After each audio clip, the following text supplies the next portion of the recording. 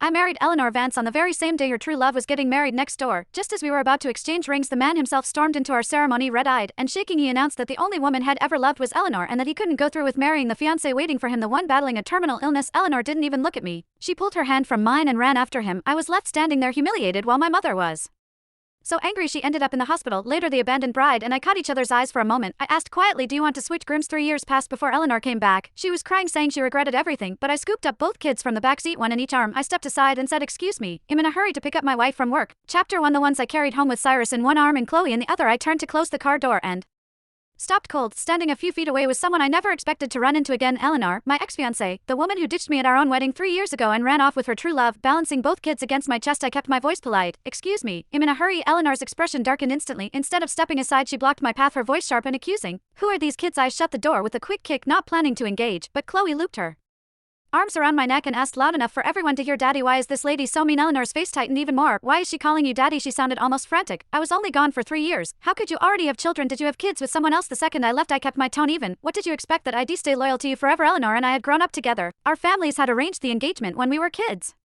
and I'd always known she had feelings for someone else. I'd tried to call off the engagement more than once, but she refused every time, swearing she loved me and wanted to marry me. I chose to believe her, until the wedding day. Her true love dropped to his knees in front of her, sobbing as if he'd break apart. She panicked right there at the altar, then she ditched the ceremony still wearing her gown and ran off with him. The fallout was humiliating. My parents shared the shame. My mother even fell ill from the stress and ended up in the hospital. People who'd always resented me suddenly had ammunition whispering behind my back that I'd been a backup plan, a pathetic fool. I'd hated Eleanor for a long time after that, and I never thought I'd face her again. 3 years later, she clearly hadn't expected me, usually the polite, mild one, to cut her down so bluntly. For a moment she just stared. I shifted the twins and tried to walk past her, but she grabbed my arm. "Ethan, can we talk?" I was about to refuse her when my phone buzzed in my pocket. "That's Mommy calling." Cyrus fished it out and put it on speaker. My wife's cool, steady voice filled the air. "Ethan, why aren't you here yet?" Chapter 2. Wedding day betrayal. Before I came, I had told my wife, Gemma Hayes, that I'd be picking her up with the kids. Luckily, her call arrived just in time to save me from an awkward situation. That night before bedtime, I read stories to our twins. Chloe, her wide, innocent eyes fixed on me, asked, "Daddy, does that strange lady like you?" Before I could answer, Cyrus jumped in from the side. "Of course she does, Daddy's so handsome." I felt my cheeks heat up and quickly told them not to tell their mother about today. We'd had 3 years of a happy marriage. I didn't want to stir up misunderstandings. After tucking the twins and I returned to the master bedroom, Gemma was already lying on the bed with her back to me. I turned off the main light, and as soon as I slipped beside her, she rolled over and pinned me gently.